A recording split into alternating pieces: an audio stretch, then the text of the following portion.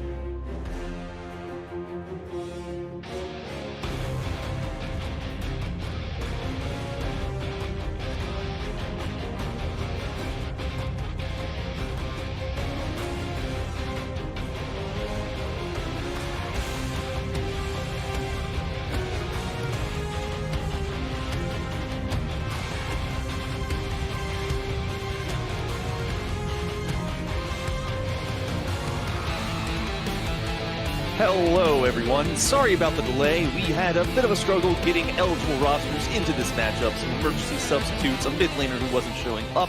But we've got everyone here. Everyone's in the lobby. We're beginning draft for a matchup here in the Risen Open Unstoppable League between Let's Get This Bread and Grand Museum Exhibit, or GME. My name is Coleslaw. Joining me on this cast here is 1,000 Eyes. And 1,000 Eyes, how are you doing? I am doing all right. It has been a long week. Happy to be here on a Friday, and I am excited to get into some big, good League of Legends games. And this should be a relatively close matchup. These are two teams in this league who are 2-3 record. Both of them have shown flashes of brilliance, taking games from the top teams in this league, but they also have some not so strong losses. So a bit of consistency issues for both of these teams. But that means that we should have a matchup where either team could win, either team could pull out the stops. It could go to 3 games. There's a lot of excitement here. But we've got bans already flying off the table. We see Camille, Seraphine, and Karma being snapped away by Let's Get This Bread. And GME have Tristana, Silas, and it looks like Volibear as their third ban. And 1,000 Eyes, we were talking about this before this game, is there's one noticeably absent ban here for a one-trick on the side of Let's Get This Bread, and that's the Kale. Yeah, Myopia just plays almost nothing but the Kale in the top side there. They don't want to first pick it because it can get countered pretty hard if they're prepared for it. So they're holding the trigger on that one, and they're going to take up the Morgana here. I'm a little surprised because we've still got stuff like the Udyr, the Hecarim, like a lot of power picks are still on the table here. But it's going to be the Morgana taken up, and we'll see what GMA want to do in response. Well, it looks like they're going to be going ahead and listening to your advice. They say, well, you don't want to take the power pick. Don't mind if we do. And they're going to lock in the Udyr. He is, of course, still one of the best junglers in the game. He embodies the run, stun, job done, and he does it as effectively as ever before. They'll also grab a Lulu to answer this Morgana in what's likely to be the support role. Yeah, absolutely. And I think Lulu is actually really, really strong. She's not picked up as much in higher elo play because they really favor that engage type of support frontliner type. But I think Lulu is really, really solid. Morgana and Kaisa looks to be the lock in here. Is not a bad lane itself, but it is a bit low range. It is really, that lane is going to be just, hope we hit a bind. Otherwise, we're just trying to farm up and stay alive. But we'll see how that works out. GME still have the opportunity to pick some kind of lane bully as well. Well, we have an interesting plot twist. Okay. I was suspicious that this might occur, and that we have Rel locked in. Now, of course, Rel as a champion can only go support. She doesn't really have the damage to succeed even a little bit in any other role on the map. And so when we see this Rel, we immediately know this Morgana, it's going somewhere else. She can't go mid. She has really good wave clear with a max W build in mid lane that just generates a lot of priority, pushes a whole lot. I'm not sure if that's in the substitute for Let's Get This Bread's mid laner's pool. We haven't been able to check him out yet. It can go jungle. It's been a pocket pick in pro play, and that's one of those things that you see pulled out from time to time. And I actually am aware that Morgana top could be in the cards, though I'd say that's not quite the likeliest outcome. In any case, with that Morgana locked in, GME are going to answer back. They're going to get their AD carry in a Jinx, who of course has that range advantage over Kaisa when she's got those rockets especially. Absolutely. And Jinx has been climbing the ranks in terms of AD carry tier lists. She's been getting consistent buffs with her Q rocket range. The attack speed slow on her rockets has been taken down a peg here and there. She's gotten a higher base HP. Everything about Jinx has been getting better and better. And she's very quickly going to outrange this Kaisa and especially the Rel. The only thing they really have there is the flash engage on Jinx is going to be very key to make sure that they're keeping the pressure on to her and make sure she can't just keep popping off in these team fights. Yep. Well, after that, we had the second ban phase. GME, not suspecting the Morgana jungle, probably reasonable of them. They're going to ban away Hecarim and Lilia. And then LGTB have banned away the Fiora. And Ivern, not actually a ban, it's just a pick that GME said they didn't intend on playing. LGTB have one forfeited ban because of these substitutes. So That's not a ban of theirs. There's no Ivern to worry about. It's just dummy ban. So, that out of the way, we have a Ziggs locked in. We have a Okay. chat message in the client asking, is that supposed to be Ziggs? Which Is that Ziggs? It definitely looks like him. Uh, yeah, and that is an intentional pick here. And this is interesting because this does mean now GME have a lot of siege pressure between Jinx and Ziggs. They both take towers pretty effectively. Obviously, Ziggs is very good at it. And this does seem to be now the Morgana mid up against the Ziggs. So this mid lane is just going to be a farm fest. It's going to be them just throwing abilities down, clearing waves, maybe trying to roam around. But ultimately, when we get into that mid game area, that's where you're going to see the Jinx and Ziggs. Oh my god, what is happening? It is the jungle Morgana. told you. It I said is. All right, I'm here for it. That So- sounds awful to play against. So here's the thing: is Morgana jungle. It hasn't been buffed yet. There were those buffs on the PBE that everyone was panicking about because it allowed her to clear the jungle faster than any other champion in the game. Those are not live. She's not there yet. But she is a viable pick and a viable pocket pick in some matchups. And against someone like Udyr, she's actually reasonably good. And basically, the idea is if he's running at you, you can Black Shield, there's no stun, and you can Dark Binding him because he has to run in a straight line at you to stun you. And so you snare him, you root him, you kite him, you deny his stun, and you can clear the jungle relatively quickly. Even without the buffs to her W, she does clear the jungle very fast. Yeah. And I actually like this jungle matchup for the Morgana. So I'm kind of excited to see the Morgana first pick. It's probably a flex pick, right? It's one of those picks that can go in so many different places that it didn't necessarily mean it was going to be jungle. But after the Udyr is locked in, after you get a favorable support matchup to counter the Lulu when they least expect it, then you're really rolling. So I like that pick. We have a little bit more to talk about here because we just had a Yone and an Irelia locked in, and we haven't even talked about those. That's the kind of draft we're at, where Yone and Aurelia get locked in, and we're not even touching them yet. Yeah, I mean, as far as like the one-on-one jungle matchup, I do agree. Morgana like matches up really well against Udyr. She can just farm up really well. She can make sure that he is never going to get on top of her. The issue comes more when you look into the team fight. They have kind of remedied it a bit, but they have Rel Ornn, and they are running that damage from the jungle, which is not what you usually see in the current state of League of Legends. Yeah, of course. Jungle has a little less income.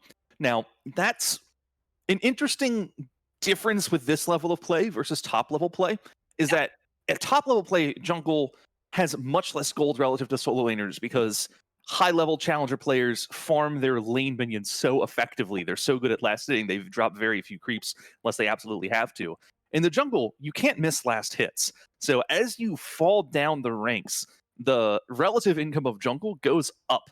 And it means that damage in the jungle becomes a little more viable. Now, it's not to say it's always a great idea, but it's one of those things that you can pull off at this level because you can keep up with solo lanes as a jungler in CS in around gold or silver, and it's not actually that hard. And so if this Morgana is clearing fast, isn't getting invaded too much, then I can appreciate that. And there's so many different builds you can go on that. Yeah, that's also assuming that pathing is at a decent level, because that will affect your ability to keep up and farm. But with that said, I really, really love the team fight that LGTB have put together here. Just looking at this combination, the Rel, the Ornn, the Morgana, there's so much AoE, and it gives so many opportunities for this Kai'Sa to then go in whenever she really wants to. The all of the crowd control here, there's always going to be stacks on people regardless of who is applying them. Kai'Sa can go in on anyone at any point in these fights and should be fairly safe at the same time thanks to the Rel tether. On the other side though, there's a lot more lane focus here, especially up in this top side. It is going to be very critical for this Irelia to get off the ground against Ornn, because if Ornn does not fall behind against Irelia, Irelia is almost never going to be impactful in this game. Yeah, I'd agree with that assessment. I think the issue for this GME comp is you have an Udyr and Irelia that really kind of want to go in, and especially the Irelia wants to go in. And the LGTB comp kind of will say, "Oh, you're going in. Well, we'll just go in past you." And Kaisa can dive with the Ornn or the Rel or the Yone onto this Jinx, Ziggs, and Lulu. And Irelia in these fights is going to have to turn around and go back in towards her team. It could create some really messy fights where, I mean, there's no front to back for LGTB. It's just all front. Morgana wants to flash in, ult Zanya's, Kaisa wants to go in, Rel or Yone all want to be going in. It's only in, and it's on GME to kind of try and kite and keep these carries alive. I really like the Lulu for that purpose. It means that if there's a priority target that eats a binding or eats a Yone ult or gets knocked up by Ornn, there is that wild growth to try and save them a little bit. You have shields, you can try and do your best. So it's not going to spell certain doom all of the time. But it's going to be a challenge for GME to execute if they get behind in this game. I think there is a big scaling advantage for LGTB, but GME have the ability to run a game over. If they get an early lead, if their lanes work out, you have this push from the Jinx, you have this push from the Ziggs. There isn't much in the way of reliable, safe wave clear from LGTB, and that can be a downfall for them if they see themselves falling behind. Yeah, I mean, just looking at this too, one of the things that, the lower in elo that I cast, the more I favor kind of the wombo combo team fight type of compositions. And looking at GME, the less people in a fight generally, the better it's probably going to work out for them. These champions pretty much all kind of, outside of like Jinx and Ziggs, but like the Udyr and Irelia, extremely great in one-on-one type of scenarios and want to have that ability to just hop onto somebody and just fight them there. It's when you see LGTB all together, that's going to be a problem. So I want to see this Irelia get into like a split push type of mode. I want to see her get ahead. I want to see top lane get focused here and make sure that Irelia is a problem that needs to be constantly answered. I think I agree with all of that. It seems like we've got a pretty solid idea of how this game could go. I think we both favor LGTB with the Ornn and the Wombo comp if this game goes late and gets into big team fights. I think we favor GME if they're able to establish a split push, get the push going with this Jinx and Ziggs, and try and run the game over in mid-game as opposed to late. But anything can happen. This is League of Legends. Crazy things occur. Mistakes are made. People run it down. You never know what you're going to get. That's why we got to play the game. So we're going to take a brief break here while we wait to load in and count down that spectator delay. But we'll be back in just a couple minutes. Don't go anywhere.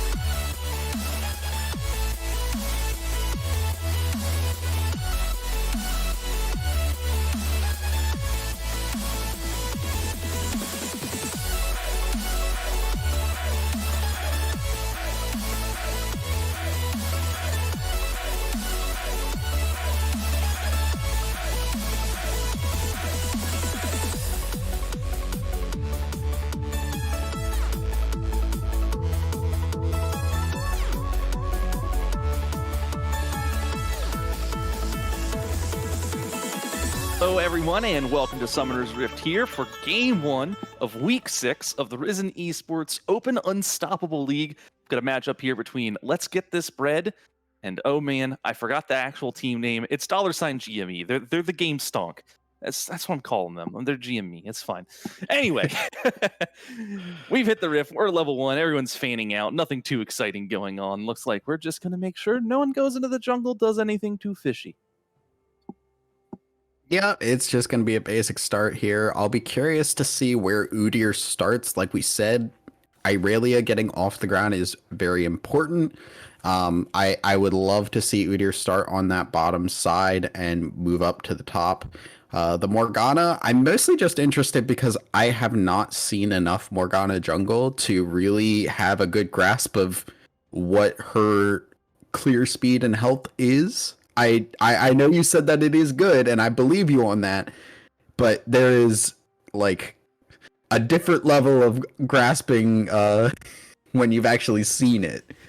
Yeah, this will be an experience for all of us. I have played my fair share of Morgana jungle games. I've been on the Morgana jungle hype train for like a year and a half at this point, and I'm very excited that it's starting to get attention.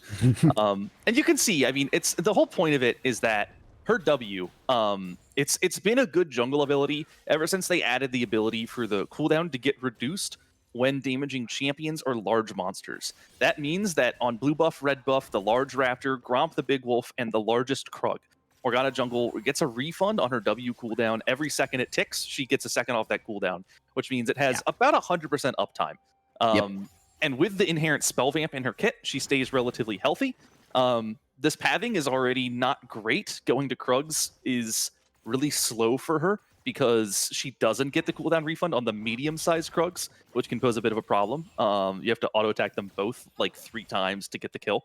But it's going to work out just fine. You can see this Morgana, level 2, still close to full health, still has a tick on that potion. Raptor's the easiest camp in the world for her.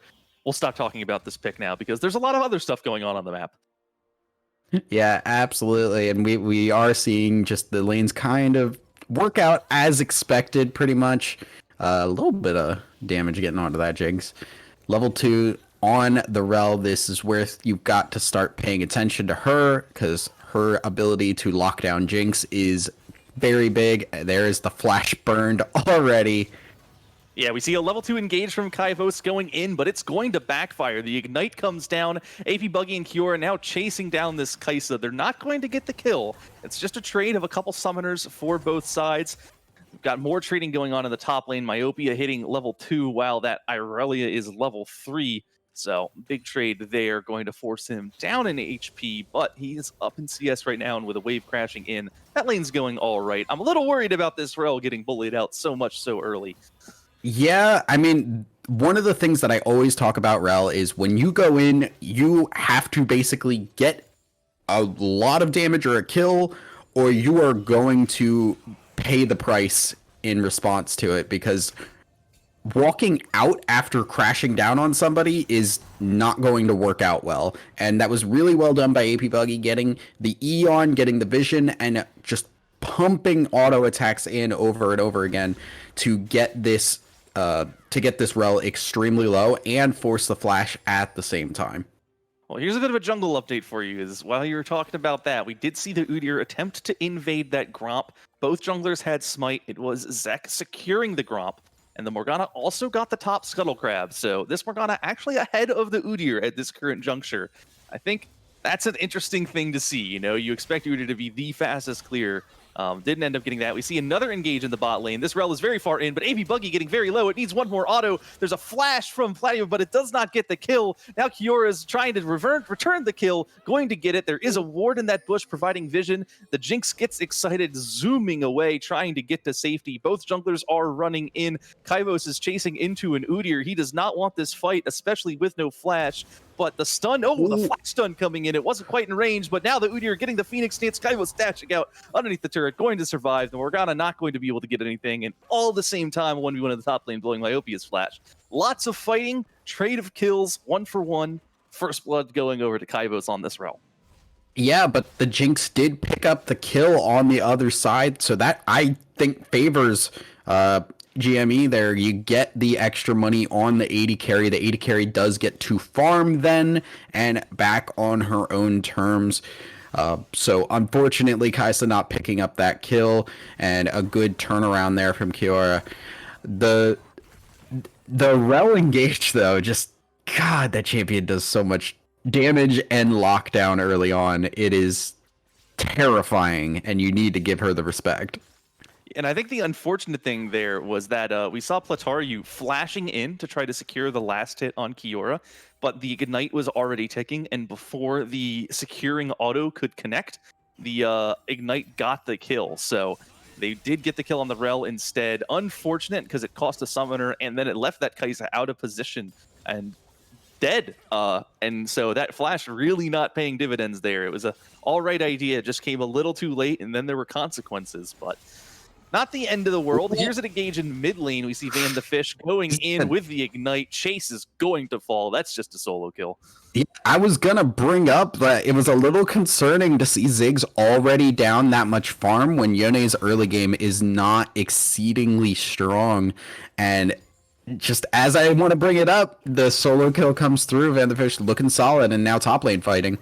We see both ultimates from both top laners coming out. The Horn is going to miss. The redirect not connecting. Myopia dashing away as Pachinki flashes, but able to secure the kill with that W. Just that little tiny bit of damage. That ability does not hurt much, but Myopia low enough. Going to get a solo kill up there. So Morgana. that's a bit of life. Here comes the Morgana. Misses the binding. The Udyr is here. There's the Black Shield just saying, oh, you wanted to stun me? No, thank you.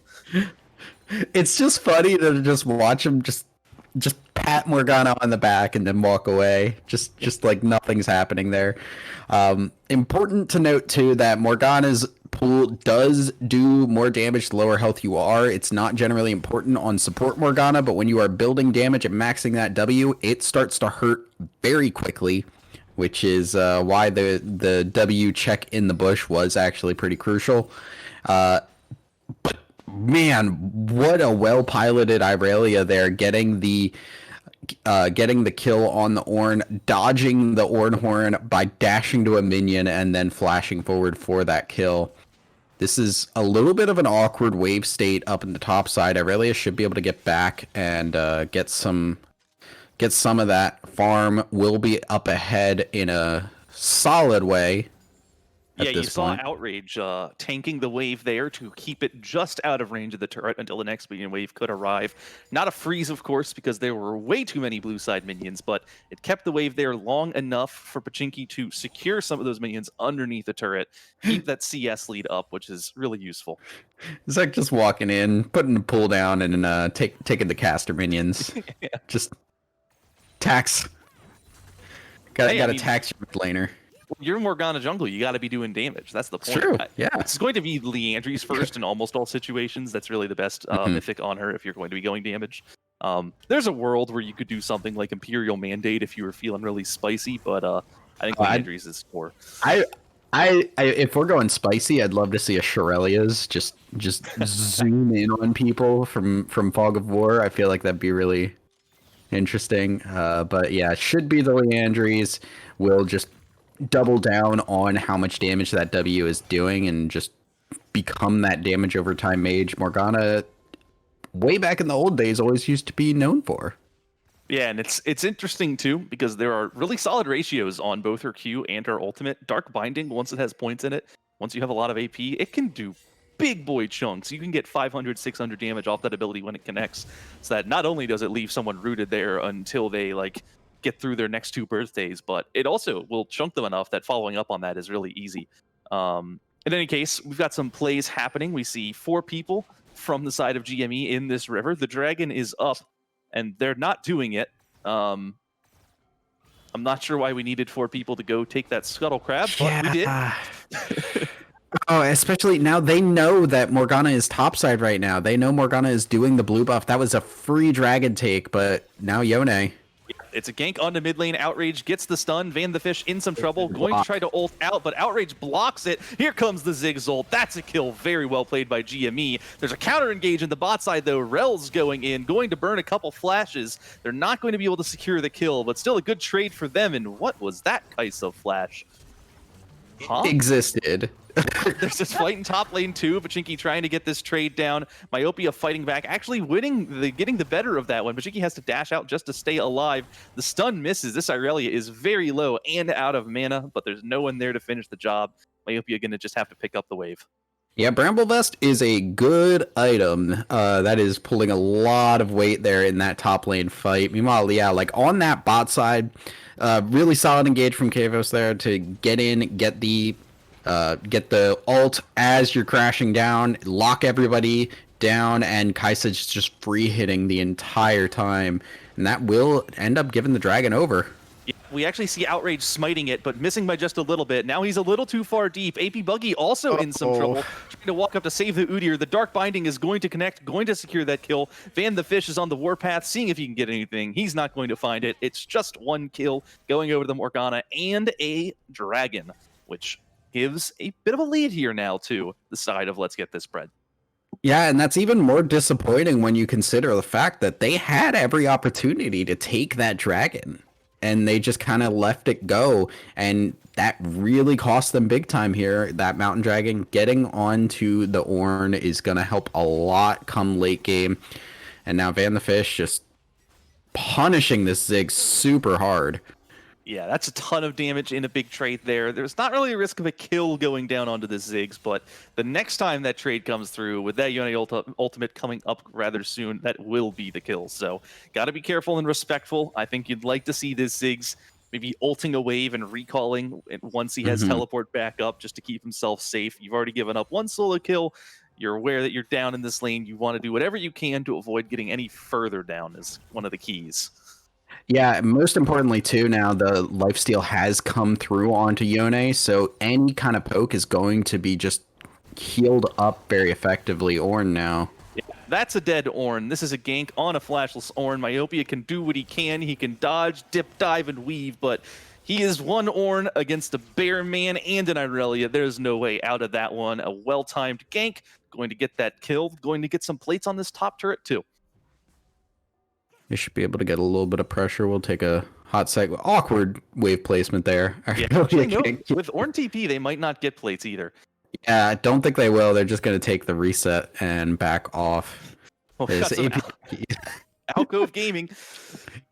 Yeah, just give them a little poke, saying, "I know you're there, buddy. Just back off. You don't want to do this, please, God." Well, he's got to go. He's going in anyway. There's the Magnet Storm. The Kai'Sa dashes through everything. You get the Wild Growth out. AP Buggy getting low from these Kai'Sa autos. Kiora trying to turn the fight now, but they just take so much damage up front on those engages that they cannot take the sustained trade after. Yeah, and Udyr is here, wants to go in. He does want to go in. He's chasing down. He has the blue smite. He gets the stun onto this Rel. That is a very tanky Rel. Dashes underneath the turret. Gets out, no problem. Yeah, and I really am just kind of confused by the aggression this Kai'Sa has had. That is now the second time we've seen like a summoner or ult that has been like really far forward, but not really accomplishing much. Just killer instinct right in and getting knocked up by the wild growth from the Lulu, getting really not a lot of damage down as well. But I mean, they're winning lane. I'll give them that. They're doing really solid. They've got the farm advantage. They've been pressuring this Jinx and Lulu really hard, but we're starting to hit the point where Jinx is going to get some damage down. The range is going to be an issue in the lane phase. The Kai'Sa picking up the Kraken Slayer. I don't know if I agree with this one. I think honestly, with this type of composition, you want to get that Gale Force and you want to just do so much damage. You're only going to be fighting this Udyr as far as tankiness is going to go, and having that extra mobility and extra execution type will really be clutch when it comes to everybody diving in. So I'm a little disappointed to see the Kraken Slayer here, but it is still a functional item on Kai'Sa, so I can't complain too much. Yeah, and I think Irelia isn't the squishiest champion in the world. She can get some health. She wants to build Sterix in a lot of games. And Kraken Slayer can provide some value into that. I agree that it's probably more ideal to build Gale Force, but I think Kraken Slayer is good enough that Yeah. I'm not too worried about it. That's The one of thing those is, like- optimizations where you could do better, but you're probably not going to win or lose the game because of the choice between the two. Like the more health you stack, the less effective. Oh, that was aggressive. The more health you stack, the less effective Kraken Slayer actually is, because you're just really not accomplishing much with it. Is Flash going to be used topside? Yeah, we saw Dark Binding come in. We also see a Yone going in underneath the turret, doing what he can to the Ziggs. The Ignite goes down, but I think Chase is going to survive by the skin of his teeth. So getting out a summoner for nothing there. It costs a lot of health, I suppose, but not a bad trade for the Ziggs. It's just really disappointing when Chase is literally just under tower and he's like, I am very small. Please stop. Like, I am just a small being trying to farm under tower, and you're almost killing me while I can't do anything. It's so depressing. Looking down though, we do have a couple more mythics being completed. The chem tank on Outrage is very crucial, will allow for more engage opportunities, and being able to catch people out is what this composition wants to do. Yep, and while we're talking about builds, I feel obligated to point out we've had the mid priority was used by the side of Let's Get This Bread to secure that Herald. Well, at the same time, GME took the Dragon, and now they're going in on Van, getting a ton of damage down. He's burning down. Outrage chasing in. The heal from the W almost keeps that Yone alive. Outrage does get the kill. The Killer Instinct is chasing in, and Plataru is going to secure that kill. Now you see Chase being targeted by this Morgana, the ult, and the, what is it? It's something Shackles. Soul Shackles. Soul Shackles. Dark Binding, Soul Shackles, securing the kill, making sure that they get a 2-for-1 on that dive. A little too much aggression from the side of GMA. They get the kill they wanted, but they committed way too hard for it. Yeah, once the flash came through from Yone, they needed to back off that. And I get that you're like, oh, we got him so low and he's been winning so hard. We want to get him down, but you've got to pick your battles there. And when you commit so much, you got to think about what is the possible response to this. And they did not consider that. They lose the tower off of it as well. And that is really disappointing because they had the tempo going off of that. Ooh, a very well-timed Black Shield there by Zek to avoid that Irelia stun. It wouldn't have been very threatening with Van the Fish showing up right after, so probably almost a good thing for Pachinki that was denied. But yeah, it's first turret. That's first. Oh, it's not first brick. Top turret already fell. Mm-hmm. I missed that. Yeah. Irelia's been doing really solid. 2-0 currently. Working towards that Triforce with the Hearthbound Axe and the Sheen. And Triforce did get some buffs here, so that will be a bit stronger. Ooh, TP coming in. Yeah. Here's an engage, Kaivos and Van the Fish going in. You see the Yone ultimate going completely wide. The Magnet Storm not going wide, but Kaivos has no one there to follow up. There is no Killer Instinct on this Kaisa. Plataru is surrounded by 4 people going to go down. Van the Fish going to fall, but to Pachinki as well. And now the chase is on, trying to go on to Kaivos and Myopia. This is a terrible fight for Let's Get This Bread. They were answered by this Irelia perfectly, and that means that they are going to pay with 3 kills. GME answer that aggression very well. They're able to divide up the side of LGTB. They get the turret, they get their kills, and they are able to respond right back and give themselves a comfortable gold lead. Yeah, and not only was it responded well with the TP, but also the actual execution was not really the best from LGTB. They had they were not going in at the same time. Plataru going in with the Killer Instinct once again really aggressively, and there was no one else there. He just kind of went in and then just looked around and was like, guys, and with Van the Fish popping back out from the E, going back to his actual body, there was no real follow-up there. And Jinx got enough protection, the Lulu doing her job, staying alive, keeping the Jinx alive, and Pachinki just running train through the rest of that fight afterwards. Yeah, I think that's the kind of thing that you want to see if you're GME, is more fights like that. You bait out a couple key ability misses, you let things get a little disjointed, skirmishy. The orange showed up, but not really until after the fight was already pretty much lost. And so that was a huge deal for them, and they were able to capitalize on 1 or 2 misplays, and GME is strong enough here and has enough going in their composition that They are able to get those kills, get that turret, get some pressure, and keep this ball rolling. And now it's important to note, this Irelia is at 4-0 with a 450 gold bounty. Here's an Engage trying to punish this Irelia. Magnet Storm comes in, as does the Fate Sealed. The Irelia may be strong, but not strong enough to survive a 3v1. Zek going to get that shutdown onto this Morgana. And now it's a 3-0 Morgana with a shutdown that is risen above. So, one to another. Yeah, I'd love to see just the mid lane is going to go down here. I wish Chase had been pushing a little bit harder to punish how many people showed up on that top side. Ornn is not going to be able to stop you. Outrage is going to hold this, make sure that the tower does not fall. So overall, it's not the worst thing in the world. It's getting a little concerning how strong the Morgana is getting. We also see the Ornn has hit level 13, does have access to the upgraded mythics, and from this point on will be able to upgrade his own teams. Dragon coming up in 5 seconds, and it is GME with the path on it, and we'll see if they can keep that. Yep. GME do have ult advantage as well. The Fate Sealed and the Soul Shackles were both burned on that play towards top lane, so 2 key ultimates not available for LGTB to contest this Storm dragon. as well. This is the first real dragon fight of this game. If LGTB can stall out for a little bit, all these ultimates come available.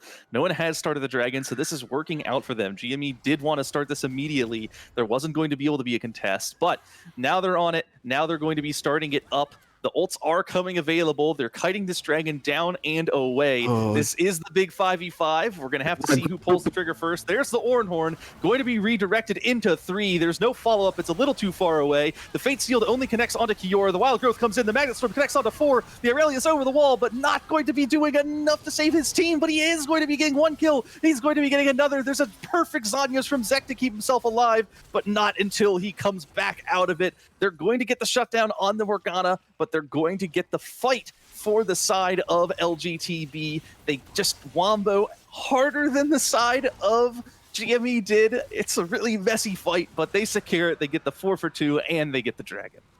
Yeah, and I said they didn't want to group, but you do got to keep the Jinx alive. So unfortunately, KR getting caught out there and just immediately blown up. And Chase, already low from that earlier poke, was not going to be much longer for the world.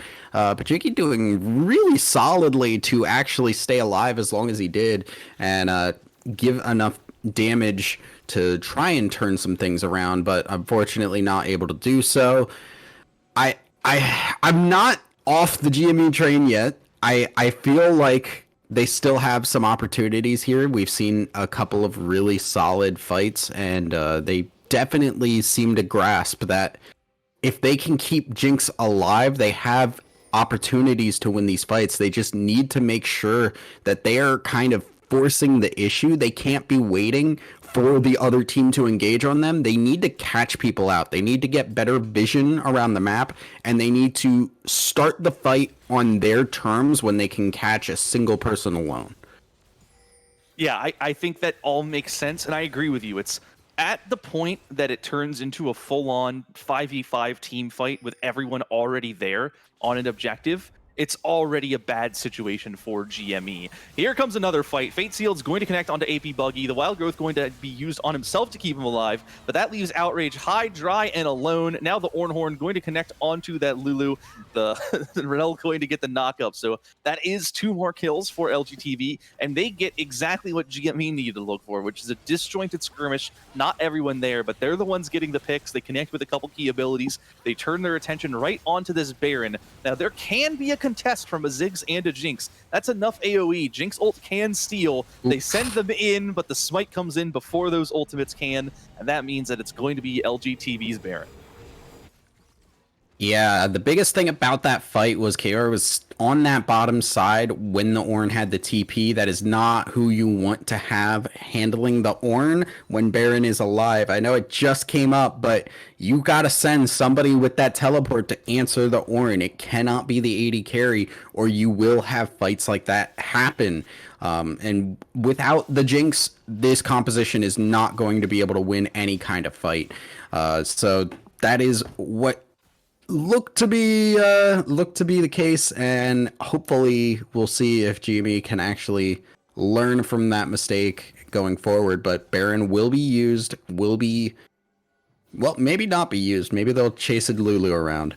It looks like they're kind of doing that right now. Of course, they do have an outer turret still left to knock down in the top lane. There is a dragon coming up in 2 minutes. So if you're LGTB, that's what you want to be looking for, is what can we push to set up for that objective, and where is the easiest standing goal to acquire. That's one of those things that you always want to do with these early Barons, is you're not trying to close out the game with them. You're just trying to generate gold. You're also trying to engage onto Kiora, who's going to have to flash heal away to stay alive.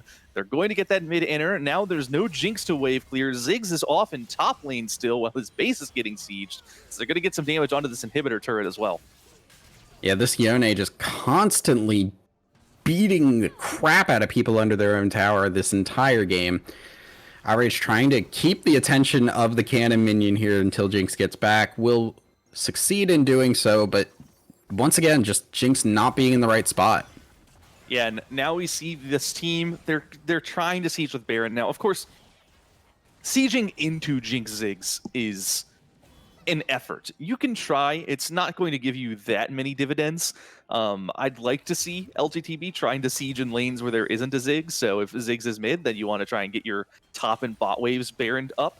You can see they're pivoting down to bot lane here, where the inner turret will be a little easier to knock down. We'll see if GME want to do anything about this. Kaivo's going a little too far forward, taking some poke, but dashing out. Going to be totally fine. Now you see Outrage moving forward. It's just going to slap up this minion. There's no punish. LGTB taking this slow. They're not forcing anything too fast.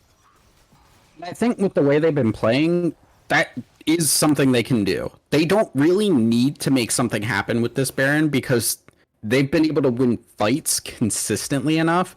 They can just say like, all right, we got the Baron, we got the gold and the experience and all of the, positives from the Baron. We'll kill them and get the towers later. Well, you see them turning their attention onto Chase on the Ziggs. The Ornhorn almost going to last hit him. There's the Killer Instinct in. He's going to Zanya's. And there goes Jinx. Kiora gets erased by the Fate Sealed. Pachiki diving into the backline to do what he can, but it's too little too late. His marksman is already dead. The Ziggs has no health. And that leaves GME running for the hills already. And Dragon is up. Yeah, and this will be the sole point coming up once that Dragon does go down. This is not looking good here. They are just constantly getting picked out. The Jinx never protected enough outside of that first fight, and now we have more fighting going on. Yeah, Van the Fish getting low, as is this Kaisa, but they're going to be able to run away. Outrage chasing, looking, seeing if there's an angle. Don't think there's going to be. You don't want to step too far forward against this team, because if you do, there's a lot of lockdown, a lot of CC, and a lot of threats. While that's all happening, that top outer turret finally did get killed by minions, our favorite friends on the Rift. So that means that LGTV finished their Baron power play. They got a mid-inner turret, they got a top-outer turret, they got themselves a dragon, and a few kills to show for it. Not bad, considering the scaling advantage that they have. Yeah, and like we said, they don't need to make something happen with their Baron. They just pick fights. They're not, even with Baron, they're not going to be able to siege. There's way too much wave clear and ability to just stall out things, even with the Baron. They just keep staying alive and keep forcing fights where they can kill everybody. Jinx and Ziggs are down. Boom. Then you start getting the towers. This is looking a little rough because it does not seem like GME have a solid answer. Pachinki has been solid, but there's only so much that an Aurelia can do, especially now that Ornn has really hit that strong point, even down levels now. We see them trying to fight in the bottom lane here. Pachinki taking the engage, both top laners using their ultimates, but you can see this is just not a fight that this Irelia is winning right now. The Ornn doing a ton of damage, going to leave Pachinki trying to run away, going to have to flee for the hills. You see the rest of the team maybe thinking about collapsing. They're not going to. We're just going to hang out. It looks like the rest of LGTB just in the river, top side, generating some wards on Baron, sitting around, seeing if anyone from GME wants to poke their face in. Of course, there are wards from GME, both in the pit and in the Pixel Brush, so they have nothing to worry about in that regard. So I think we're just in Baron waiting room. We're in Dragon waiting room. And you're right. It's LGTB. They're playing slow because they don't need to play fast. They've got their Dragon Soul coming up in 3 minutes. There's a second Baron coming up in 25 seconds. and they know that they have this game as long as they don't throw it. So while you don't want to let the game go to 45, 50 minutes where every fight's just a coin flip and who knows what can happen, you can take your time, get your soul, get your Baron, and then start looking at winning the game. Yeah, Pachinki now has really fallen behind though on things. Yes, 6-3 still is lower level than the enemy AD carry, which is not favorable when that was kind of your win condition early game. This Irelia has not really been able to make things happen since, and now they're trying to get all this vision down. They're trying to slowly move their vision line up. You can see they've got the vision all around. Ooh, Outrage, don't get caught. Yeah. They've got the vision all around in these kind of in their own jungle, and they're trying to slowly push it out, knowing, okay, this area is safe, we can push it a little bit further and a little bit further, but they keep having to get the wards. They have to back and get the wards back, and now here's the Dark Binding. The follow-up from the Rel and the Kai'Sa. The Magnet Storm is in. Pachinki going in to try and avenge this Udyr. Going to get the kill onto Kai'Sa, but it's not going to be enough. Going to fall in return. That is still a 1v3. And on the backside, AV Buggy had to pop the Wild Growth to defend himself from this Yone. And that means that Chase, Kiora, and AV Buggy are zoned well far away from this Baron. The Udyr is dead. The Morgana has started it up. And this should be LGTB's Baron unless there's a steal, which can still happen. Yeah, it does need a little bit of help. But yeah, Kiora and Chase still alive here. So yeah, here Van is trying to push them away. The Polymorph! Yeah, Van going in to try to zone them off, but he's going to get Polymorph to get very low. You see this Baron going down. The smite is true from Zek. No steal from either of these key ultimates of Kiora or Chase. Second Baron of the game for LGTB. They're going to reset to base. We've got a soul point coming up in 50 seconds, and that is where these teams are going to turn their attention next. Yeah, right now GME, they're doing the right thing. They're pushing the mid, and now they're getting vision on the dragon. They're getting the handle of it first. They're making sure they have the vision down, and they are going to be, gatekeeping this dragon. You need to do that, because if you give Infernal Soul over to this team, this game is just all but done. Good poke coming down, but yeah, this is still going to be a rough fight now. Oh no, Jinx. Here's an engage onto Kiora by Van the Fish. There is no Lulu. There is no team. That is just a solo pick. Kiora's caught alone in bot lane as the key objective of the game comes up. And as you said before, with no Jinx, there is no fight for GME. They need a miracle if they want to secure this dragon, and even then, I'm not sure that's going to be enough. So, going to be started up, going to be secured. That is Infernal Soul going over to LGTB. They still have their Baron, and I mean, it's not over yet, but it's about as over as a game gets in which an inhibitor hasn't yet fallen. Yeah, I mean, just the story of this game really has been just either Chase or KR getting caught consistently by these Yone ults or these Ornn ults. Just every single time it has been just getting caught out, and they've only been able to turn it around once because they just underestimated the amount of damage. Well, it looks like they kind of wanted to take a fight. You saw Outrage running in at Kaivos. Pachinki is in the back line, but there's a well-timed Zonia's to keep that Morgana alive. AP Buggy now trying to finish off that Morgana. That's very interesting. Meanwhile, we see Fletaru and Kaivos going down. Zek is going to fall as well. And that fight is actually going to work out for GME. They get the 3-for-1. They get some shutdowns. They give themselves a little bit of life. Yeah, Jinx came up at just the right time, and they over-engaged onto Outrage. AP Buggy able to help out and just stall that out with the Moonstone. And now Kiora able to output some of that damage, has the Infinity Edge, so has started to hit that really scary Jinx point. And yeah, the damage as well just coming out from the Ziggs onto Fletaru. Oh. It engaged. Van the Fish goes in, and there goes Chase. He vanishes right before your eyes. It's a magic trick by Van. No damage. Now they're chasing in onto Kiora. The Ornn damage actually going to be a big part of that. Myopia knows his limits, and they are enough. Now you see them re-engaging onto Outrage and onto AP Buggy. That would have been a kill onto Outrage, but Van the Fish had to go back to his clone shadow thingy. And instead of losing their inhib, it's a 2v3 or 4 where Myopia and Van the Fish make it happen. I think that's just his actual body. He leaves his It's the- body. it's the ghost yeah. running forward. You're right. Yeah, and then he leaves his body and comes back. Yeah, so as soon as there is a glimmer of hope for GME, they crash it all away. The dip Rage hits. trying to hold the Nexus turrets, gets very low, doesn't actually die. Pachinki not going to be able to do it this time. There's just not enough. One Nexus turret falls, the second will be soon after. The Nexus is the only thing left standing. There is a bit of a fight, but the focus is on the Nexus, and LGTB secure game 1. Yeah, and well done by them. They understood their comp was everybody group up, everybody hit their buttons, and we just catch people over and over again. They recognized how strong the Jinx and the Ziggs could be in these team fights, and every single time you saw them catching one of those two out, away from the Lulu, away from the front line, or they were forcing fights while those carries were busy taking care of waves on the other side of the map.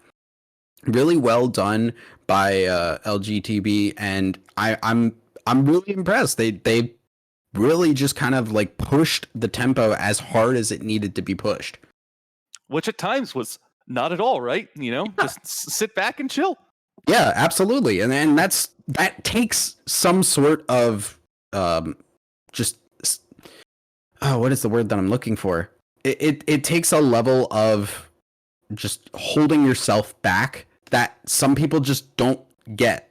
Patience, you have to patience. You have to have the patience to hold yourself back and not be like, oh, we're winning, let's keep pushing it super duper hard, because as soon as there was a mistake that could be made, you could see just off that one fight, Kiora popped off, got really big, and they had to be like, okay, wait, let's pull it in, pull it back, and let's stay alive. Let's just keep scaling up and only pull the trigger on these fights that we know we're going to win. Yep. Well, it worked out for LGTB in game 1, but this is a best of 3 series, so there will be more games. We've got a game 2 coming up shortly. We'll see how GME adapt, how they change. I think there were some things in draft they could adjust, some things in the gameplay they could adjust as well. I'm curious to see how they're going to come back at this one, but we've got to take a quick break, and we'll be back in just a couple minutes with that draft for game 2. Don't go anywhere.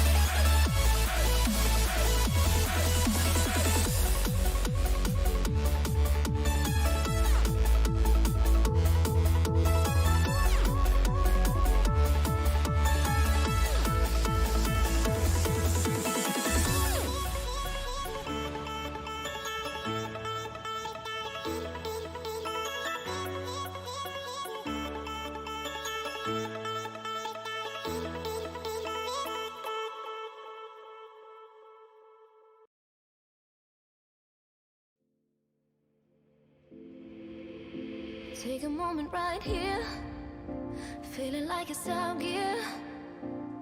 Driving towards the sun with a rose and a gun. Feel the wind in my hair, going nowhere I swear. Like an outlaw on the run. Dangerous Hello, everyone, and but welcome so back here to fun. Game 2 of Let's Get This Bread versus Grand Museum Exhibit or $GME. We saw Game 1 where LGTV kind of got out to a reasonably alright early game, but once the mid-game came in, their Ornn came online, the items started flying off the shelves. They really started pushing down the accelerator, getting themselves some neutral objectives, and locking down the game. My name is Coleslaw. Joining me on this cast is Thousand Eyes, and we're here for Game 2 of this Best 3 series to see if GME can strike back, or if LGTV will take a clean 2-0. Thousand Eyes, what are you looking forward to in this draft and in this game? Yeah, already off the bat, we're seeing the Yone being taken away, which I think is solid. GME, they don't have to ban the Seraphine this time around, so that will be available if LGDP do leave that up. I think taking the Yone off the board is super crucial there, making sure that they're capable of fighting in that mid lane, actually staying alive. That missed ban was a Morgana, so that Morgana jungle is not going to come back, and there is the Seraphine. We'll see what GME want to focus here. Still, like before, a lot of power picks available, like the Tristana, which is going to be locked in here. Yeah, I like that they're banning away the Yone. Van the Fish on that pick was just very strong, looked solid, confident, and comfortable. I kind of said a mix of those two words. Both of the two are applicable. It was a bad time for Chase in the mid lane, so they're going to try and get rid of that, get Van on a different champion, see if the mid lane matchup can be a little more favorable. In any case, with the Tristana, that is one of these power 80 carries. It's going to be answered by Volibear and Rel. Rel did work relatively well in game 1, had some mishaps and mistakes, but for the most part, I think it was really good. And in those team fights, we saw the Magnet Storm just providing so much value that why not go back to it for a second time? Absolutely. It is going to be a little bit harder to punish the AD carry this time around because the Tristana will be a little bit more slippery. Volibear is also coming up in jungle priority as his buffs have helped him out a lot. Another jungler that stays relatively healthy and clears pretty effectively. This Zoe is actually a Taric, so that is interesting. I like this because I think Taric works super well against Rel, and it's also going to scale really, really decently into the late game with the invulnerability. Yeah, and they're also going to lock in Dr. Mundo, who of course goes where he pleases, but as of right now, mostly in the jungle. It's a reasonable answer to the Volibear, and I actually like that paired with the not Zoe Taric pick that GME went for. Because Wrong Targon. yeah, sure, but that's actually a really good combo because when the Taric invulnerability comes in, that can give Mundo some time to heal back up from his ultimate and from his passive and his items and whatever else he has. And so if he starts getting low, and then you see that dazzling radiance make him invulnerable for a few seconds, he can heal right back up to full while he's not taking damage. And then you just have 2 Mundo health bars in the same fight, which can be really, really devastating. So I really like the thought behind locking in these 3 picks. Mundo, of course, also a just strong jungler right now in solo queue. It's not a pro play pick. It's not a top level pick, but it is strong. It does have clear speed. It does trade favorably into a lot of tank junglers like Volibear. And so that's the big idea there. Yeah, so the one thing that I do always mention, especially because Volibear is a very healthy jungler and can fight early on, Mundo does get very low in his clear. He can clear quickly, but not healthily.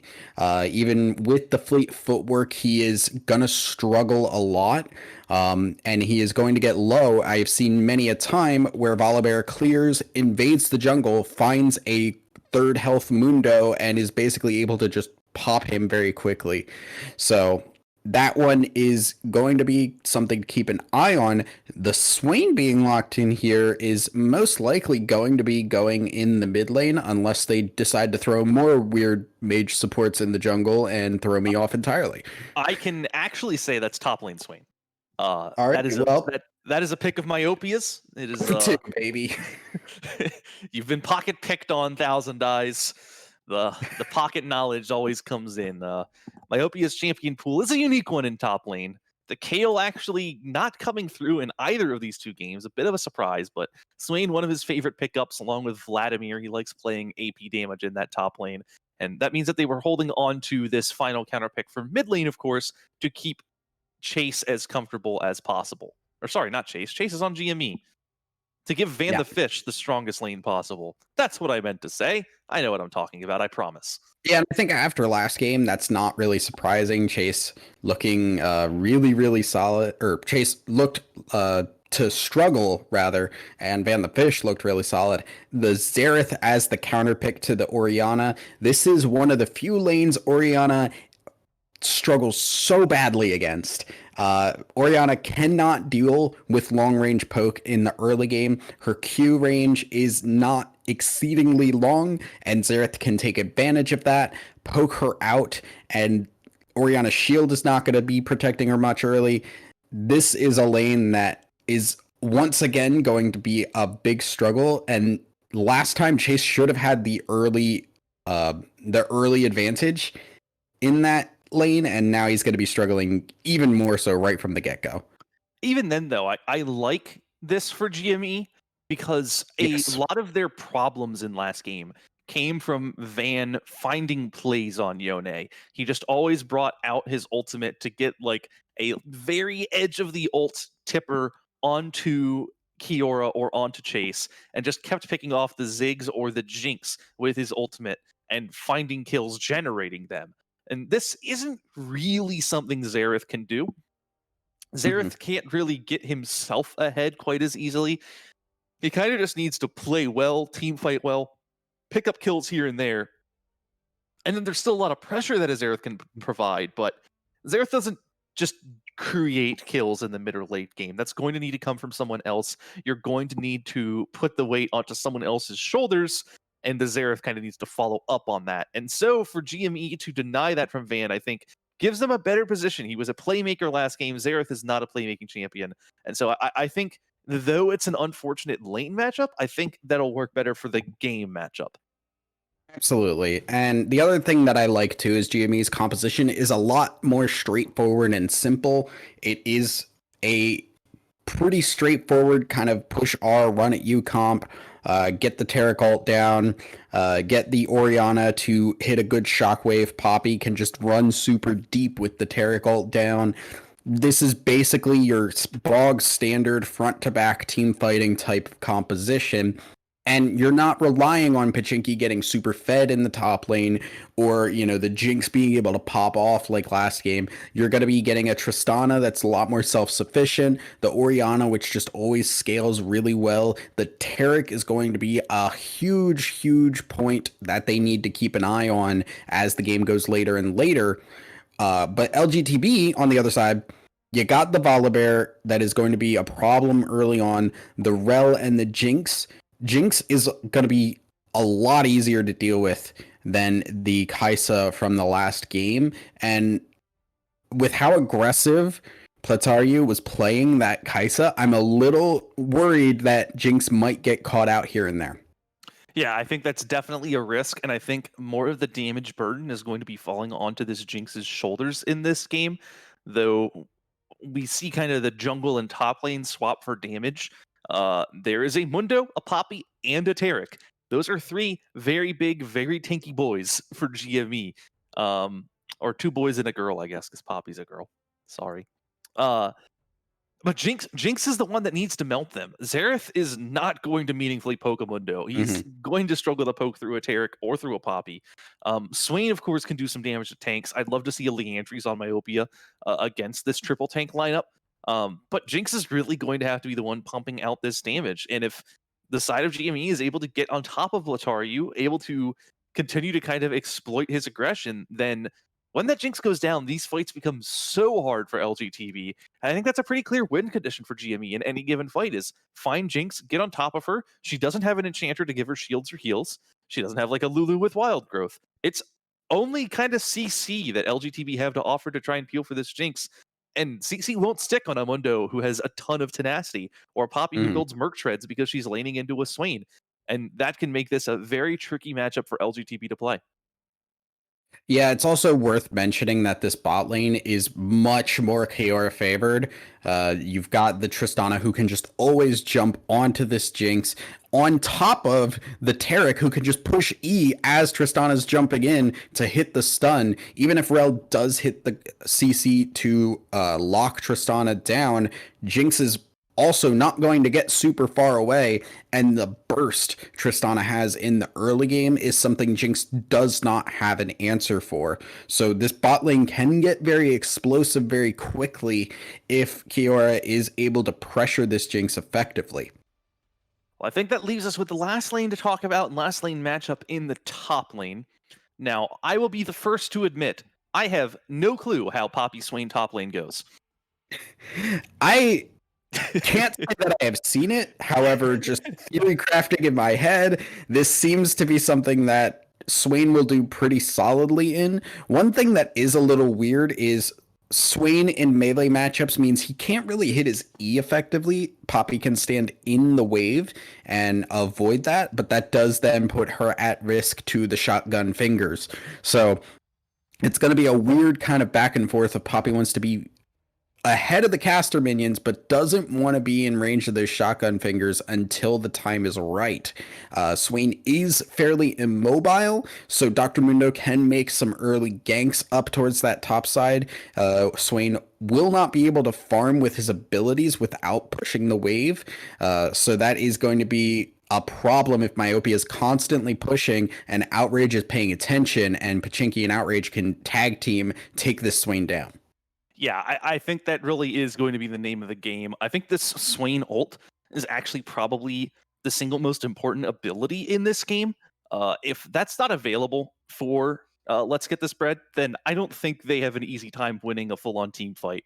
I think Myopia is going to be very pivotal on this Swain to melt through those tanks with Leandri's burn and with that kind of drain to keep himself alive. I think when that's not available, he's just a sitting duck is the other thing, because though Swain is relatively tanky, in the face of these bigger tanks, he's just not going to be able to keep himself alive. There's going to be grievous wounds, or hopefully there's going to be grievous wounds. Someone better build that. And that'll limit the Swain's ability to stay topped off. Anyway, we are winding down with a spectator delay, so we're going to have to take a quick break, and we'll be back on the Rift in under a minute. We'll see you then. Don't go anywhere.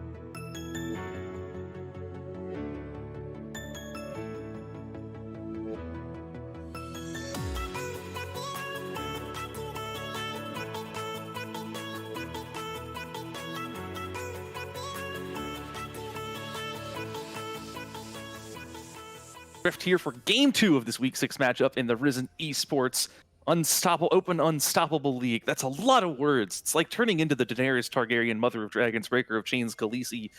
I don't know what other titles she has. Those are words, I guess. Stormborn. You ever seen Game of Thrones, Thousand Eyes? I don't watch TV. Oh man, it's Daenerys Targaryen has like 19 billion titles. We're kind of doing the same thing with this matchup here. There's lots of things to qualify exactly where we are, exactly what game this is between these two teams. Select gets the spread and GME, Grand Museum Exhibit, something like that. We got nothing going on level 1 again. Neither team trying the cheeky level 1 invade. Come on, guys. Live a little. You got a Rel, you got a Jinx, you got a Xerath. You can do some damage level 1. I mean, yeah, it's so risky. Like, no one wants to lose a game on the first 35 seconds. Plus, the level 1s aren't, like, incredible.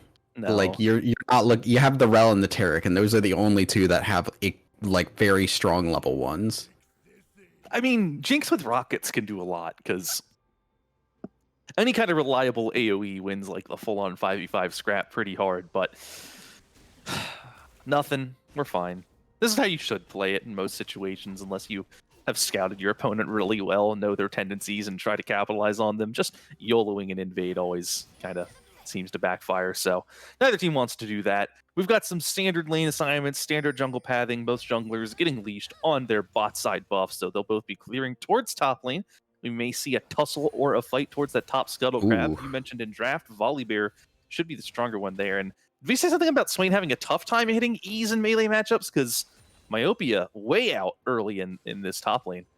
Yeah, that's concerning there. You don't want to see the popping falling that low, level 1. Another one grab too. Like, that is not how you really want to be playing this game. Plataru getting a lot of damage too on this Taric, which is really gonna help once that level 2 hits. Yeah, they get the level 2. They go in a little late, so it's level 2 back for Kiora and for AP Buggy, but this is still the advantage, the engage coming in earlier from the side of LGTB, so they will win the trade. They will knock those health bars a whole lot lower, and with some extra poke coming in, they're actually flipping this Taric, and AP Buggy getting crazy low.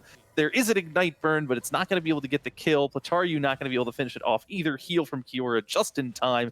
Keeps AP Buggy alive, but already not a great start to bot lane for GME. They're at risk of going down to another engage if they get pushed out again, so they're going to need to play this cautiously. Yeah, luckily they have the wave crashed into their tower right now. Taric will be able to heal come level 3. Not gonna be the worst thing, but yeah, biggest thing, honestly, in these trades is Kiora got the bomb down, but never had the opportunity to use that Hail Blades to get the burst damage. And that always meant that these trades were going to work out in favor of Plataru and Kavos every single time. Yeah. So they do have a bit of a CS lead down there, a bit of a CS lead already establishing itself in the top lane. Mid lane was one where we saw a counter pick being used by Van the Fish to try and deny chase. That's actually the best lane for GME here. You see a big mana advantage. Oh, here's an engage. AP Buggy going to go down. That's first blood. Kiora jumps in to try to get the revenge kill. Plataru now hitting him back. There is a heal available for this Jinx. He's able to burn it just in time. Going to secure that kill. Gets the kill onto the Jinx as well. So that is a 2-for-0 first blood and a big advantage for this LGTB bot lane. Yeah, and turns out those early trades were really important as they got the Ignite and the heal down, which is why Plataru was able to stay alive in that. Otherwise, it would have been a trade kill, and that is a 2-kill now advantage in that bot side there. Jinx and Rel both getting one of them.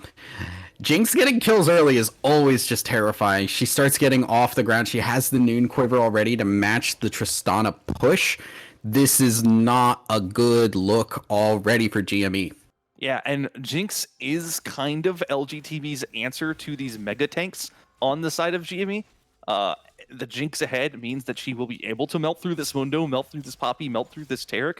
She's kind of the worst person that the kills could have gone over to if you're GME, if you're thinking about, well, who we want to have kills. It's give it to the Xerath, give it to the Rel, give it to the Volibear. All of those is not going to be too threatening to a Mundo and a Poppy, but Jinx is scary. Jinx is going to be strong, going to be threatening, and if that keeps up, if they're able to convert this into an even bigger lane lead, then it can start getting dicey already. They're going to need to see if they can shut that down, call for ganks from Outrage, do what they can. There are no summoners down in that bot lane.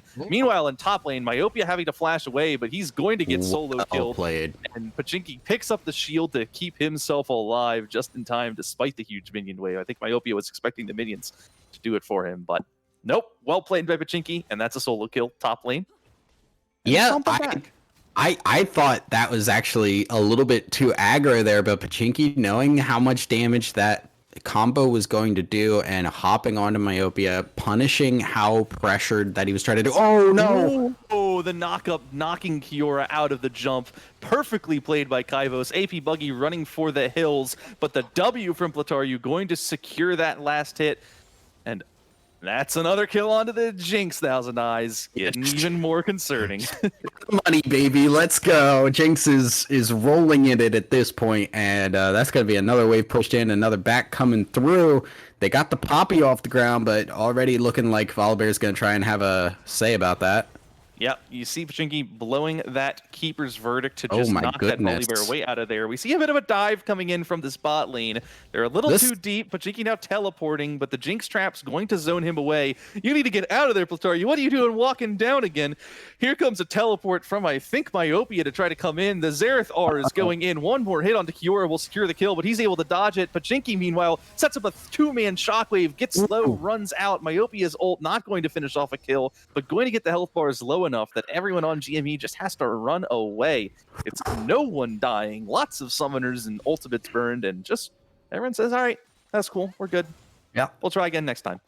And that's huge for GME because that could have gone really badly. Tristana getting out and calling for the TP from Pachinki. Pachinki not getting anything done with that. And Orianna was there, got a great shockwave, followed up by a huge stun from AP Buggy and a heal onto 4 people. That was so important. And now, there's a stun onto Plataru, going to go down to that bomb no matter what. It's just a question of a revenge kill, and those Taric heals going to keep AP Buggy alive. Going to have to burn Flash on this rel to get out, but here comes Outrage. The Cleaver connects. That's a kill, and it's 2 kills right on back to the side of GME. There may have been more kills on the LGTV bot lane, but they're the ones that fall. And look at this fight. Whoa! Zek getting flashed out of that ultimate. This Mundo is super low. It's level 5 Mundo versus level 6 Volibear.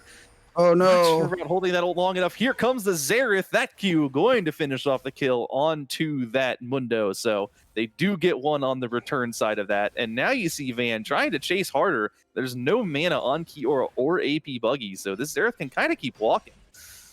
Yeah, stun will come through. Outrage just should have flashed out immediately as soon as he saw the Volibear. Just get out there. You don't have your ult. You're not really strong in a one-on-one situation right now.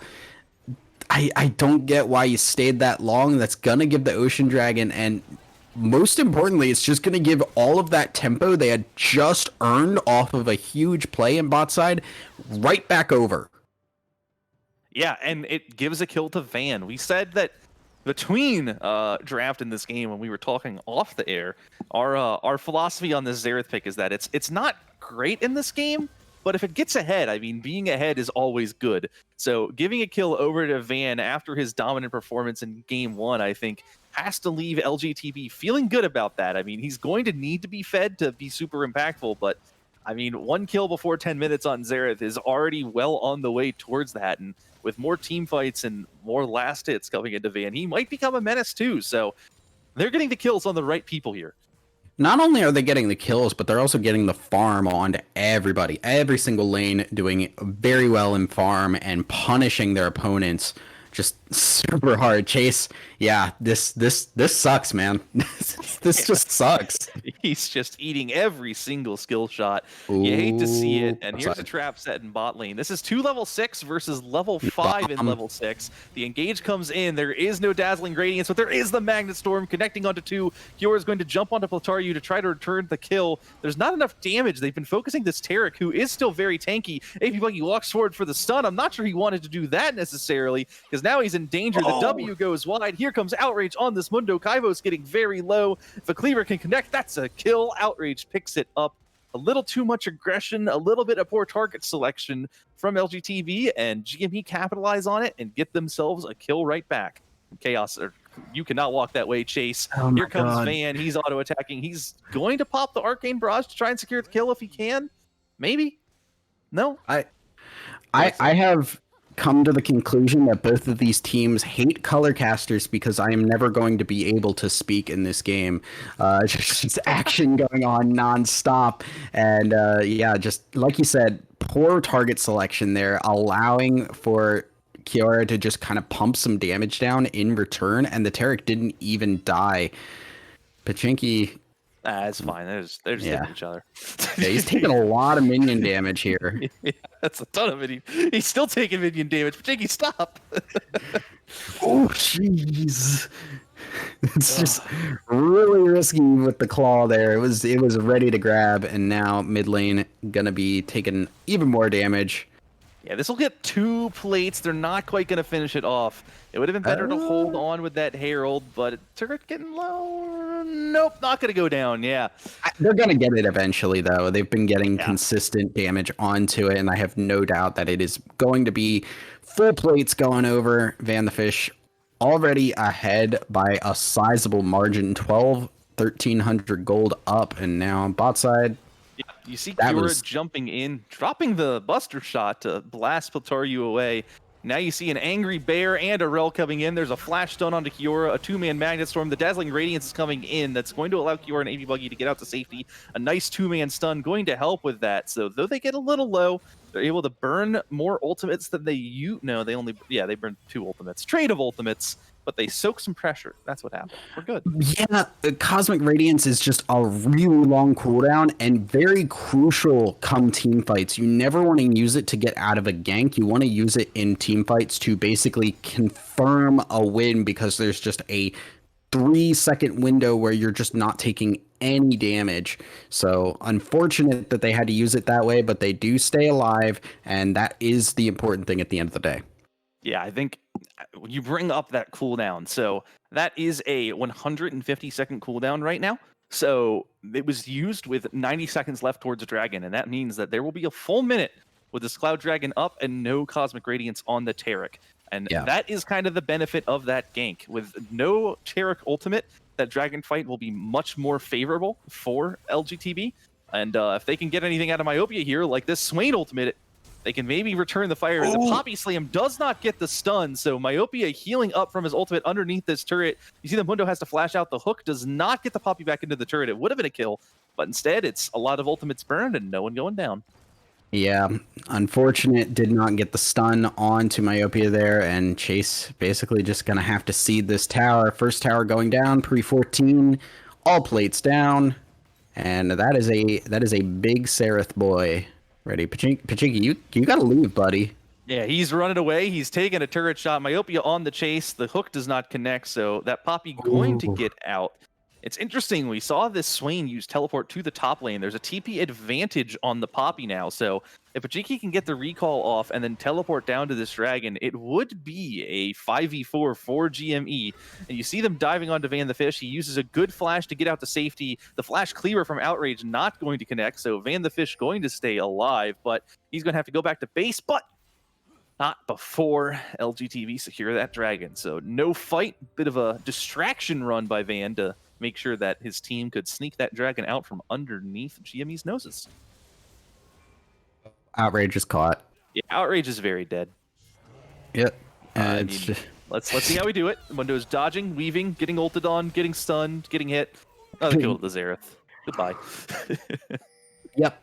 That one's a straightforward. Just felt like he did not recognize the mid lane tower had actually fallen and got a little bit caught out there. Good roam from Myopia. And yeah, with that dragon fight there, or lack of fight, I guess we should say, there really was not an opportunity for them to try and turn that, even with Pachinki coming in. I think the fact that they were so late on the draw there was basically the nail in the coffin on that one. They tried to turn it into a jump onto Van the Fish, but unfortunately the Taric stun went the wrong direction, and that will just mean the Flash gets Fan the Fish out. Yeah, and I think it's worth mentioning, by the way, that was a good flash, right? Yes. Sometimes you see people trying to hold flashes or wait on them until you know it's absolutely necessary. And other times, you know, it's there. It's, oh, there's a Tristana jumping on me. I want nothing to do with this immediately. That's a really good awareness of the situation. Yeah. Especially because the dragon was going down, and you know your team's going to get some kind of win out of it. Yeah. Well, in any case, these top laners still beating each other up. This is a bit of a wet noodle fight at this point. Neither of them are going to be able to kill each other anytime soon. So, you know, burn some mana, burn some cooldowns, no big deal. Any case, lane in trouble. Kiora has to flash. You see AP Buggy just hitting this Jinx by himself. There's a teleport being channeled. Not sure that's going to result in much. Here comes the Xerath ult. That's going to get the kill onto AP Buggy. One Arcane Barrage shot and a Jinx rocket. And there goes the Tarics, though. They get one kill. They burn this Summoner teleport, too, which means Myopia is free to push top lane down. Yeah, should fall fairly quickly at this point. But, yeah, a little bit over aggressive Kiora going in, and Kavos just getting the angle to go in, and now they want to fight with the Xerath here. Yeah, here comes Outrage trying to get the engagement. That's a massive three-man Magma Storm. There's a lot of AoE from the Xerath and Jinx. It's just not enough. That Rel goes down a little too early. They are still outnumbered. Mundo has the healing and the Orianna. Now a teleport being burned to go into top lane. Interrupted. There goes Ori. Chase gets popped from over the wall. You knew they had vision. Expecting that. Wow. They were clearing a void. You knew you were seen there. That's such a greedy TP to try and keep the tower up, and it doesn't even really matter that much if that tower goes down. It's not really a problem at this point in the game. The plates are down. It's an outer tower. You don't need to go up there. Just don't do that. Alternatively, do that because we get a really cool highlight of a really satisfying number of skill shots hitting from like a screen and a half away. That was kind of cool. I mean, not to make light of Chase's death or anything, but that was cool, man. That was like a Jinx W and a Xerath W. We're allowed to get excited about stuff like that. I have to say that was bad. more fighting towards bot lane. Kiora goes very low. We see the Taric ult getting popped yet again. This is a very low value Taric ult because they're going to die anyway. That's just another 2 kills. Yikes. Yep. 5-1 Jinx, baby.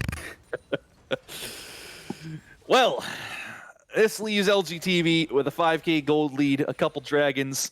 They've got a couple turrets in their sights. They are going to lose the Rift Herald. They did send the Volibear at bot, and GME makes the right play. They see that, so they go towards that Herald, secure it for themselves. They don't get nothing for it, but not the most worth of trades. You know, a turret is worth more than Herald because Herald in most situations is about a turret. So they do have 3 top. Myopia is on his own on an island here. They're looking for the dive. He's all alone. He's going to pop the ult. He gets shockwaved. He gets knocked up. He flashes out of the way, but his turret goes down. He is all alone in a 1v3. He's actually doing damage. Chase has to flash out. The Jinx ult misses by a hair. Wow, that was so much closer than it could have been. Well played by Myopia to try and keep himself alive. He does still go down. The turret does still fall. It's just a lot more shaky than it looked. Yeah, I think Myopia actually could have popped that ult a little bit sooner there. Was already full, had soaked up all the damage that it could possibly have soaked up as far as the burst, and that could have been a little bit more onto the Orianna there, but still really well played. Topside, they do finally get something, but the dragon is up and available, and that is almost assuredly going to go. Actually, wait, no, they are not bringing enough people to this fight. Yeah, Myopia is walking his way out to top lane. He does have teleport, so he might be trying to get some pressure while they stall the dragon, is I think the call here. That's the only reason I can imagine Myopia might be going top. He doesn't have ult either, so they might want to wait for it. You see Plataru just kind of in the pit. They're getting poke onto Outrage. This Jinx is so fed that Mundo is so low already. I guess this is the benefit of having Xerath and Jinx as ahead as they are, is if there's no hard engage, you can just poke and poke and poke. And that's what they're doing. And, I mean, there's the Taric ult. Wow. I mean, this is just LGTB's Dragon. You see the engage from Kaivos now. It's going to be shut down. Kiora is trying to hit from over the wall. Kaivos gets slammed into the wall. This Rel is going to fall, but the health bars from GME are so low. They need to run. They need to get out of there. You do not want this fight. You're getting massacred. That's a 4 kills going over, one after the other after the other. Plataru and Van just doing damage from so far away. Both of them full health. They weren't threatened at any point in that fight. They're able to get that damage off. They're able to get those kills. Plataru gets excited and just mops up that fight. That gets them the dragon. That puts them to soul point. And it's starting to look grim for GME here, Thousand Eyes. Yeah, and like you said, there's no real super hard engage from GME. They had to go in when they had that numbers advantage. That was their opportunity to shine. They did not feel comfortable pulling the trigger, and they paid the price for it, because if you stall against a Jinx that is fed and has that long range, and a Xerath of all things, like, they are going to punish you if you don't just go in. You cannot wait. You are going to get poked out. You are always going to lose that poke war every single time, even if Xerath isn't fed. Yeah, and that's, I mean, exactly what happened. You're completely right. It's just that fight took too long. The health bars were so low that by the time the fight did break out, it had basically been lost already by GME. The Swain may not have been there, but it didn't matter. When everyone's sitting at 50% health, you just have way less HP than your opponents. And so we're going to need to see some more decisiveness. I mean, it's hard to be decisive when you're down this much gold. I mean, you can see this Xerath poke doing so much work, so much damage. He's on 2.5 items already. And, I mean, that's just menacing. Even these Qs are melting through the tanks. And, I mean, what do you do? Do you have the hard enough engage? Can you send the Tristana in with, like, Terracolt and a ball on her? Is that how you're making this happen?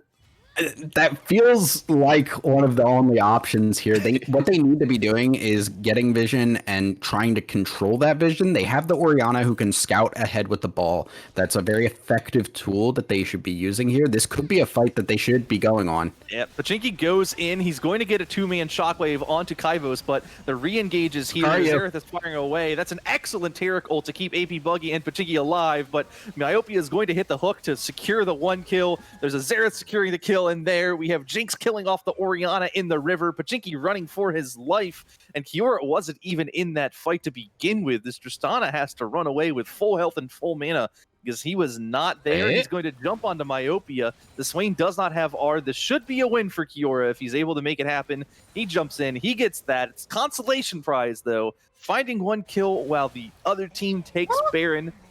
I mean... Got a second. That was the second, that fight. Got a kill on the Jinx. Yeah, okay. That was a 1,000 gold shutdown. Ooh. That's not nothing. Okay.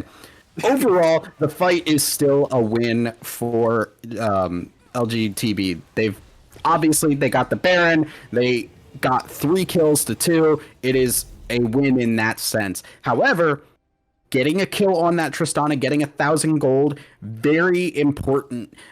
Taking down the Jinx there, just mega important. And Kiora does now have a Phantom Dancer, is going to be able to stay alive a little bit better, and that is exactly what we needed to see too. I think that's the most important thing of all of this, is we needed to see them pull the trigger on something and not just wait, not just get themselves poked out. They saw 3 people caught out in away from the rest of the team, and they just went in on it and they capitalized on it.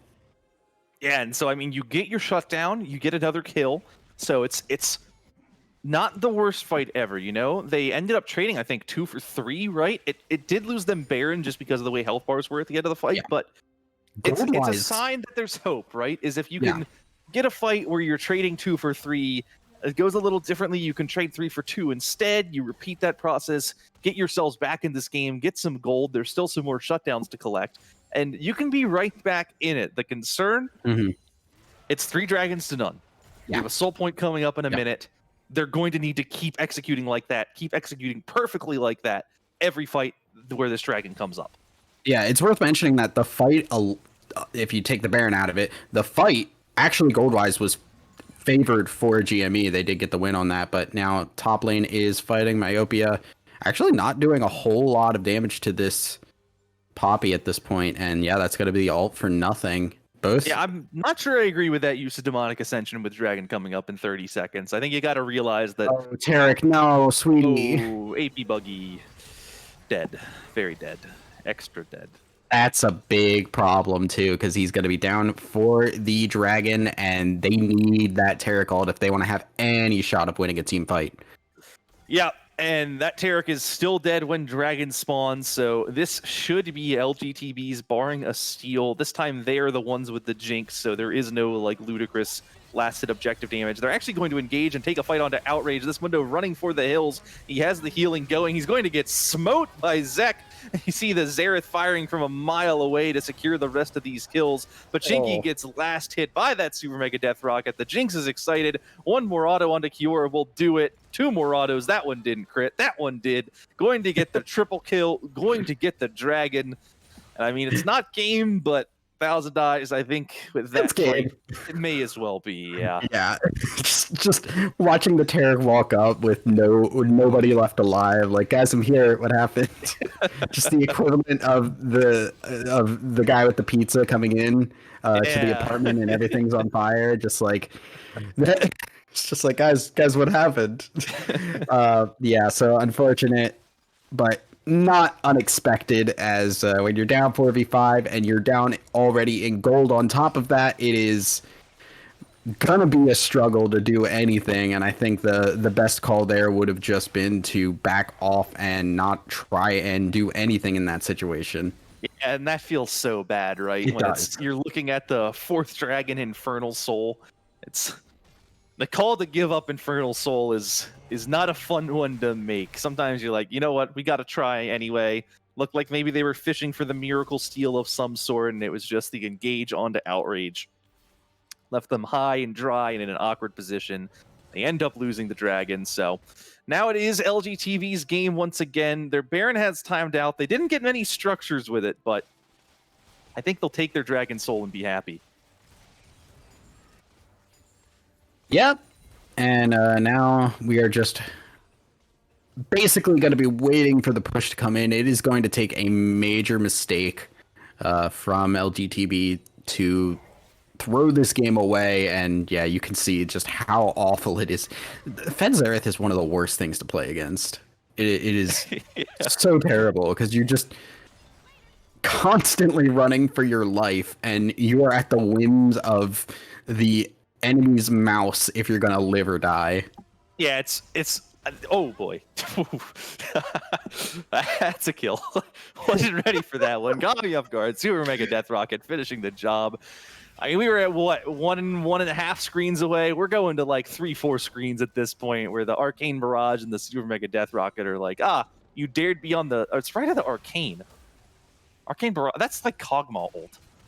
Oh man, I've been saying the wrong thing this entire game. In any case, I mean, it's at this point, it's, oh, you're on the same quadrant of the map as me? Goodbye. Like, that's how fed Van and Plataru are now at this point, and that just makes it impossible, man. There's no way to play against that. If the Xerath is on point hitting those abilities, there's really no way to win, so. Yeah. Whew, you saw that chunk, right? Yeah, that's... Oh, no. The like I said, Lunzico, Infernal Soul... Just you don't get to play the game. You just sit there and take chunks and chunks of health. Like Swain's doing it too. He wants in on the party. There's no freedom, only pain. You're taking 500 damage from a Swain W is sadness when you're an 80 carry. So they are going to get the inhibitor. They are going to knock that down. They're actually going to reset, recall, try again. Baron's up in 2 seconds. They can just go take that. I mean, if you're LGTV, the world is your oyster. There are very few ways to lose this game.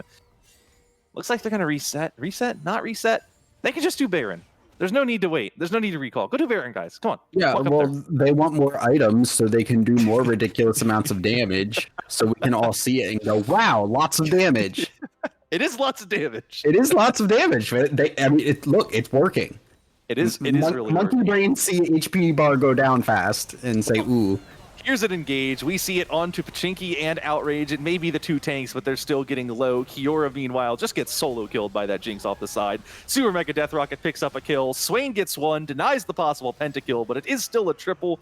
maybe a Quadra if Outrage can't get out of there. The Mundo is rather fast. They're not going to chase it. They've got the minion wave in mid lane. They've got the death timers. They're just going to walk it into mid, and they're going to secure this game, secure the series, and climb to a 3-3 record. That's a well-played, clean series from LGTB. They are going to get that kill. It goes to the Rel of all people, and now it's just the Nexus standing in their way.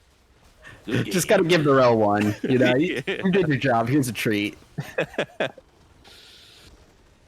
I mean, what is there to say other than that Jinx had 15 kills? Yeah, I mean, basically, if you say that and the game is not a complete and utter fiesta in all ways, that is basically always a win for the Jinx. And honestly, I want to give credit to Van the Fish because the Xerath pressure was constant. It was all over Chase. Chase was not able to really do anything in lane. And at a certain point, that affected the rest of the map. Van the Fish basically was just popping people from a screen and a half away, and there was no answer to it throughout the whole game. Yeah, I mean, I think it was what we saw in that game. I remember it was like 3 times in a row. I think we saw Van the Fish catch Chase walking from from red buff towards mid lane. Just said, you're trying to walk through here? Well, let me stun you, WQ you, and like take half your health off.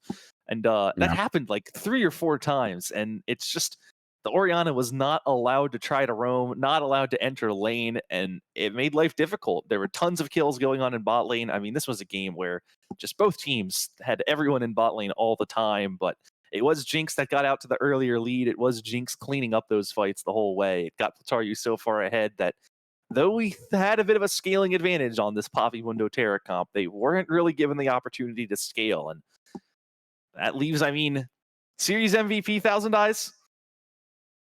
I'm gonna give it to Van. I recognize that Platario did really well in this game and got really fed. I have to dock points for the first game because the Kaisa had some misplays, and I think Van really popped off and did a lot of work in game 1. And this game, while the scoreline doesn't show it, the pressure Xerath brought, I think, was really crucial in allowing for LGTB to being able to close this game out. Yeah. Well, in any case, that is the end of the series. That is the win for LGTB. And that is going to be it from us tonight. Thank you all for joining us. Thank you for tuning in. We'll be back around tomorrow for some more action in our pre-made leagues. But until then, my name is Cole Slaw. Joining me on this cast has been 1,000 Eyes. Our producer was Realist Madru. Thank you to both of you for being here. And until next time.